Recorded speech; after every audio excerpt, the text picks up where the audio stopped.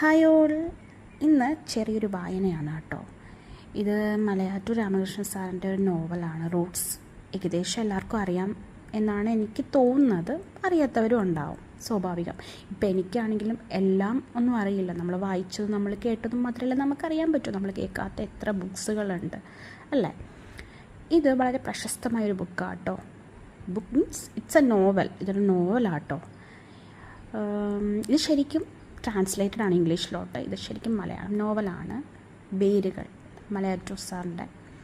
അദ്ദേഹം വളരെ പ്രശസ്തനായ ഒരു കാർട്ടൂണിസ്റ്റാണ്, ഒരു ചെറുകഥാകൃത്താണ്. അതുപോലെ തന്നെ അദ്ദേഹത്തിന് കേരള സാഹിത്യ അക്കാദമി അവാർഡൊക്കെ കിട്ടിയിട്ടുള്ള ഒരു വളരെ പ്രശസ്തനായ ഒരു വ്യക്തിയാണ് കേട്ടോ.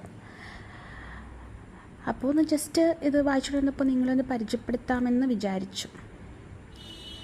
അതല്ലേ എൻ്റെ ശരി അല്ലേ.